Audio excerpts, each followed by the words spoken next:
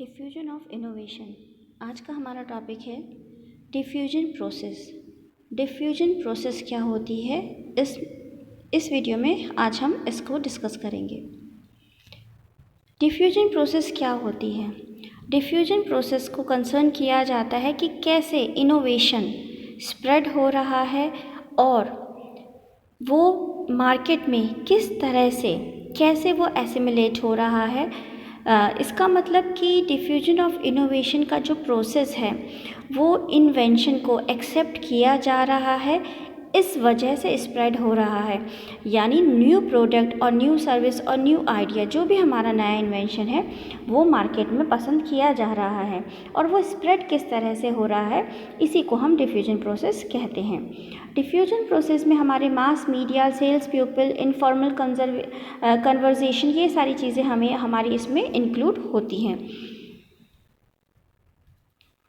Elements of diffusion process क्या हैं? Elements में पहला हमारा एलिमेंट है innovation, second channel of communication, third social system और फोर्थ है टाइम। फर्स्ट इनोवेशन को हम आगे वाली स्लाइड में पढ़ेंगे। Second channel of communication. Channel of communication क्या है?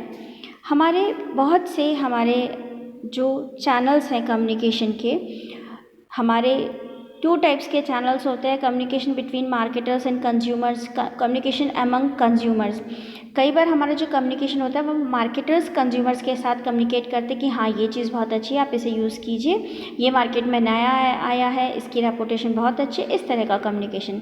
और कई बार कम्युनिकेशन होता है कंज्यूमर्स के बीच में, जब हम अपने आप एक दूसरे के साथ बातचीत करते हैं कि हाँ ये प्रोडक्ट बहुत अच्छा है, मैंने यूज़ किया है, आप भी इसको इस्तेमाल करो। तो इस तरह का जो कम्युनिकेशन होता है इसे हम चैनल ऑफ कम्युनिकेशन में इंक्लूड करते हैं। थर्ड आता है सोशल सिस्टम। सोशल सिस्टम का मतलब है कि जब डिफ्यूजन में कोई नया प्रोडक्ट यूजुअली पुराने सोशल सेटिंग के अकॉर्डिंग फ्रीक्वेंटली सोशल सिस्टम में इंक्लूड हो रहा है, तो ऐसी कंडीशन में हम उसे सोशल सिस्टम में कहते हैं।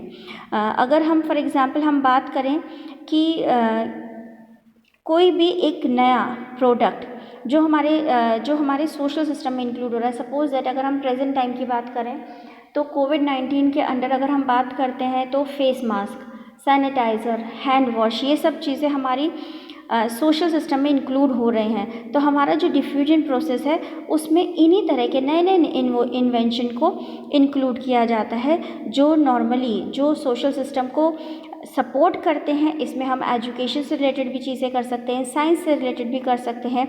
जो भी हमारे पॉजिटिव एटीट्यूड को बदलने की कोशिश करता है वो सब हमारे डिफ्यूजन प्रोसेस में इंक्लूड होते हैं। Fourth is time.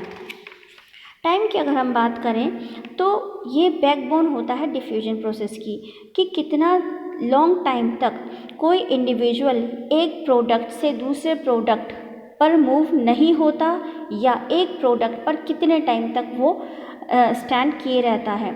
कई बार हम जिस प्रोडक्ट को इस्तेमाल कर रहे हैं हम उसे कुछ ही समय इस्तेमाल करते हैं, फिर हम नए ब्रांड की तरफ मूव करते हैं। दैट मीन्स उसकी जो लाइफ टाइम है, उसकी जो लाइफ है वो हमारे लिए बहुत छोटी है। तो ये जो टाइम है ये बहुत डिपेंड करता है। अगर हम किसी प्रोडक्ट को लॉन्ग टर्म के लिए यूज़ करते हैं, दैट मीन्स वो प्रोडक्ट की लाइफ भी बहुत लंबी है और वो लगातार चलता रहेगा। तो ये हमारे जो तीन एलिमेंट्स थे प्रोसेस के, channel of communication, social system और टाइम। लेकिन हमारा जो मेन एलिमेंट है वो है इनोवेशन। इनोवेशन की अगर हम बात करें तो इनोवेशन में हमारे कुछ न्यू पॉइंट्स इंक्लूड हैं। First, new to the world, कि कई बार कुछ न्यू प्रोडक्ट्स जो पूरे नए मार्केट को कुछ नया करके दिखाते हैं उसे हम कहते हैं न्यू टू द वर्ल्ड। ये इनोवेशन में डिफ्यूजन प्रोसेस के अंदर बहुत इंपॉर्टेंट एलिमेंट्स हैं। New product line. New product line का मतलब होता है कई बार कोई कंपनी इस्टेब्लिश मार्केट में बहुत सारे नए प्रोडक्ट्स को लॉन्च करती है, उनको हम न्यू प्रोडक्ट लाइन कहते हैं। Addition to the existing product lines. कई बार कुछ प्रोडक्ट लाइन एग्जिस्टिंग ऑलरेडी होती हैं बट हम उसमें कोई नई रेंज को ऐड करते हैं। इम्प्रूवमेंट और revision to existing product.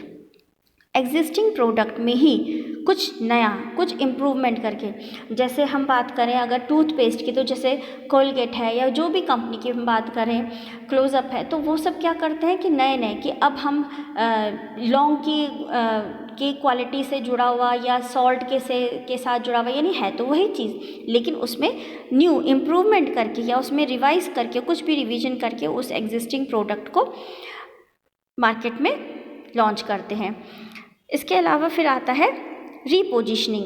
Repositioning का मतलब होता है एग्जिस्टिंग प्रोडक्ट को नए मार्केट और मार्केट सेगमेंट पे टारगेट करना, कि हम पहले वो प्रोडक्ट, सपोज दैट पहले कोई प्रोडक्ट ऐसा था जो बच्चों के लिए था, टॉय सेक्शन में आता था, लेकिन वो एज 5+ एज ग्रुप में इंक्लूड था, लेकिन हमने कुछ उसी में रीपोजिशनिंग की कि अब वो 6+ या 10+ या 2+ के एज ग्रुप पर भी इस्तेमाल हो सकता है।